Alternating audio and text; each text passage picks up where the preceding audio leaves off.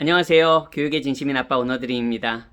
이번 영상에서는 얼마 전에 제가 좀 읽은 기사 중에 흥미로운 기사가 있어서 한번 이야기를 시작해 보려고 합니다. 홍콩에서 영어 교원이 되기 위해선, 영어 선생님이 되기 위해선 학교죠. 일반 우리 말하는 공교육에서 영어 선생님이 되기 위해선 IELTS 7.5를 받아야 된다. 그런 좀 자극적인 헤드라인으로 기사가 나온 거예요. 물론 실제 기사를 쭉 읽어봤을 때는 그거는 특정 대상들에게만 적용되는 그런 항목이었습니다. 어쨌든 헤드라인은 홍콩에서 학교에서 영어를 가르치기 위해선 IELTS 7.5점이 필요하다. 근데 실제로 IELTS라는 시험 자체에 또 한국 분들은 모르실 수도 있어요.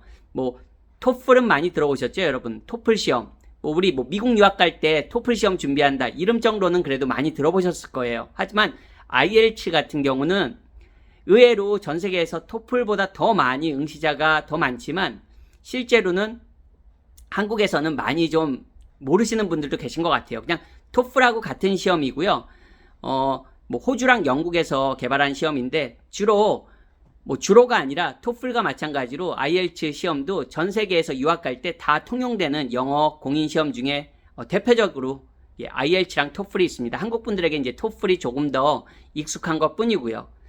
한국 분들이 미국 거에 오히려 좀 더 항상 익숙한 것 같아요. 어쨌든 근데 이 IELTS 아카데믹 모듈이란 게 있거든요. IELTS 시험은 참고로 IELTS 아카데믹 모듈이 있고 또 제너럴 모듈이 있습니다. 캐나다 이민 같은 거 준비하시거나 그럴 때는 아카데믹 모듈이 아닌 IELTS 제너럴 모듈을 점수가 필요하기도 하지만 어쨌든 홍콩 교원이 되기 위해서는 학교 영어 선생님이 되기 위해선 IELTS 아카데믹 7.5를 받아야 됩니다. 근데 이 아카데믹 7.5 점수의 정도가 어느 정도냐면요. 저도 캐나다 이민 법무사 자격증을 가지고 있지만 제 자격증에서도 요구 조건 중 하나가 IELTS 아카데믹 7.5점 이상을 점수를 제출해야 되거든요. 캐나다는 직업군별로 그런 거를 요구하는 그런 직종들이 있습니다. 제 직종도 그렇고요. 그래서 저도 시험도 응시하고 점수도 제출했던 것 같아요.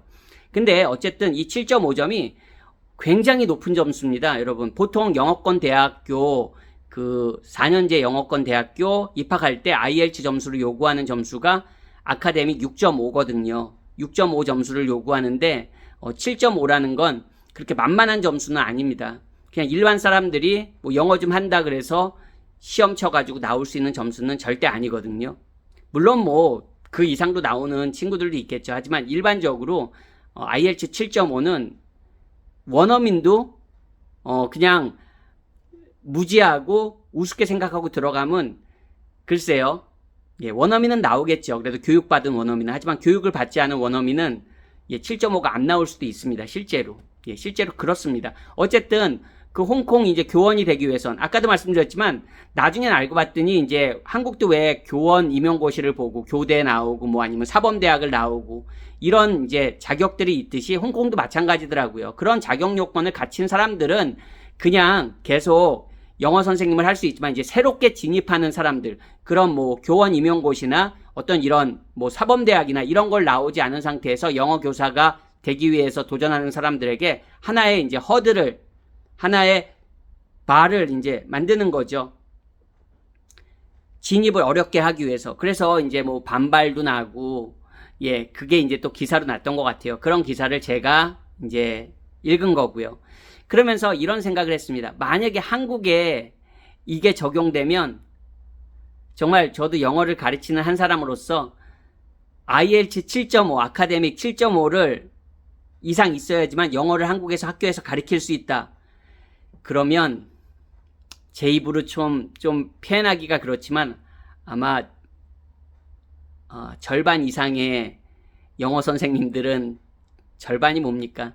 실제로 예전 또 영어 교육을 받으신 분들은 IELTS 아카데믹 같은 경우에 당연히 읽기, 쓰기, 말하기, 듣기 다 들어가는데 예전식 영어 교육을 받았던 분들은 정말로 감당이 안 되죠. 그 7.5점이라는 점수가 감당이 안 될 겁니다. 그렇다면 대부분이 다 자격 미달이 되는 거죠. 물론 그 시험 하나로 영어 교원을 선발한다는 것 자체가 분명히 모순일 수도 있고요. 분명히 뭐 그걸 저도 그렇게 선별하는 게 꼭 좋다고는 생각 안 합니다. 하지만 홍콩에서 그런 실제로 적용이 되는 걸로 알고 있거든요. 이제 새롭게 진입하는, 아까 말씀드렸지만 뭐 어떤 특정 자격, 뭐 사범대학이나 어떤 이런 뭐 교육학 이런 거를 전공하거나 뭐 교원 임용고시 뭐 이런 걸 하여튼 그 스텝들을 제대로 갖추지 않고 영어 교사가 되기 위해서 진입하는 사람들은 그 점수를 반드시 따야 한다고, 그런 뭐 법안이 책정됐다고 그런 뉴스를 읽은 거니까요. 우리나라도 아마 영어 선생님들 현장에 계신 분들 그런 거 적용되면 아마 난리가 날 겁니다. 지금 뭐 의대 정원하고 전혀 상관없는 얘기지만 어쨌든 굉장히 반발이 많겠죠. 그 이야기는 뭡니까? 선생님들도 그렇다는 겁니다.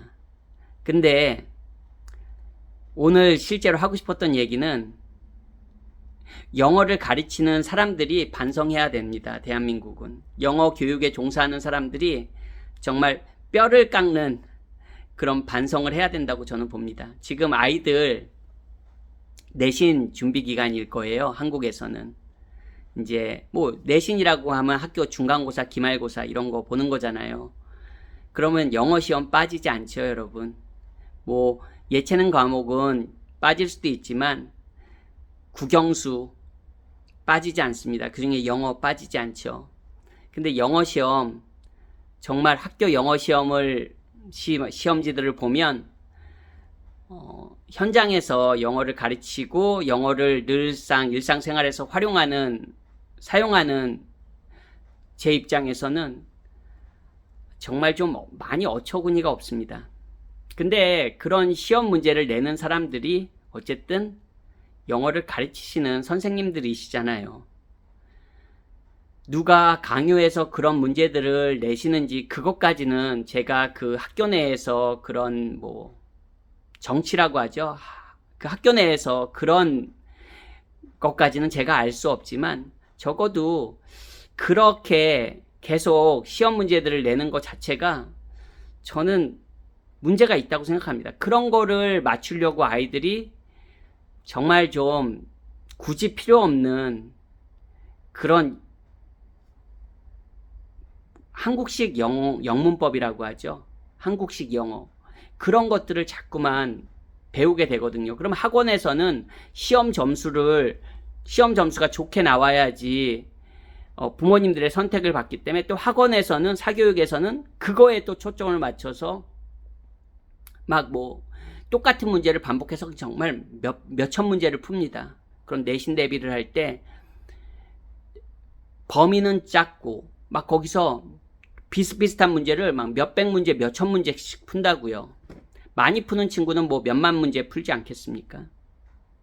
근데 정말 그 문제들의 그 질이 상당히 떨어지는 것도 많습니다. 왜 이런 문제를 내고, 왜 이런 문제를 풀어야 되고, 왜 이런 문제를 아이들이 맞추려고 공을 들여서 시간을 투자해서 배워야 되고, 그렇게 배운 영어들이 나중에 참 그 대학교 진학하고 나면 참 의미가 없는 영어들이 되는 경우가 대부분의 아이들의 경우에 그렇습니다. 물론 똑똑한 친구들이야, 뭐 수능 영어 1등급 나오고 이런 친구들이야 그래도 뭐 활용할 수 있겠죠. 뭐 논문을 읽는데 활용한다거나 뭔가 그래도 활용할 그런 친구들이 분명히 있겠지만 뭐 수능 영어도 다 1등급만 있는 건 아니잖아요. 뭐 2등급, 3등급, 4등급, 5등급은 없겠습니까, 여러분?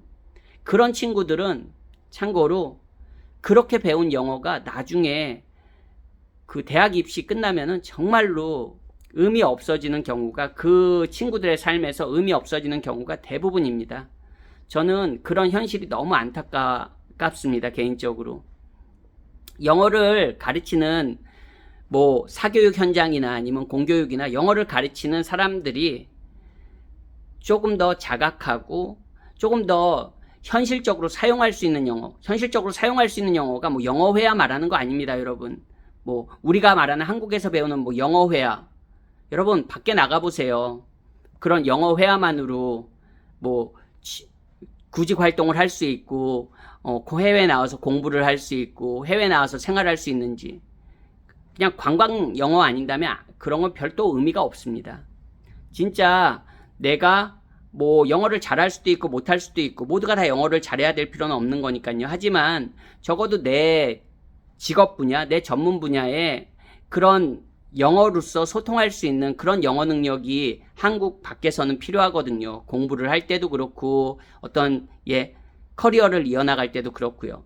그런 영어를 발전시킬 수 있는 그런 기반이 되는 영어를 학교에서 우리 어린 친구들이 배울 수 있는 그런 날이 왔으면 좋겠습니다. 언제까지 맨날 그냥 그런 학교 시험이나 수능 영어에 얽매여서 한창 좋은 영어를 습득할 시기에 많은 시간과 에너지와 그런 게 낭비돼야 되는지 늘 안타까운 마음입니다. 그래서 어떻게 보면 이 시스템이 쉽게 바뀌지 않기 때문에 소위 말하는 각자 도생을 해야 되는 경우가 대부분인 것 같습니다. 여러분, 뭐 여러 가지 방법이 있겠지만요. 아이들에게 그래도 요즘 아이들은 뭐 빠르면 영어 유치원부터 그 전부터 아니면 뭐 초등학교 때도 영어를 배우고 중학교 때도 영어를 배우고 고등학교 때도 영어를 배우잖아요.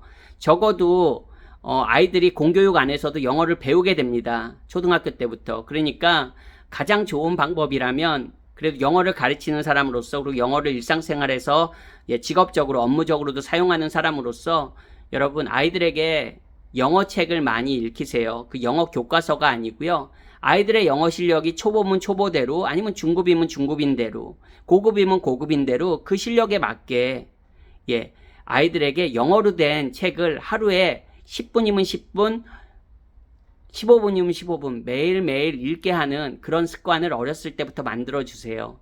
그게 어떻게 보면 여러분들이 가장 효율적으로 영어와 친해지고 영어와 친해질 뿐만 아니라 나중에 그렇게 영어 책을 많이 읽은 아이들은 정말 영어 실력이 안 좋을래야 안 좋을 수가 없거든요.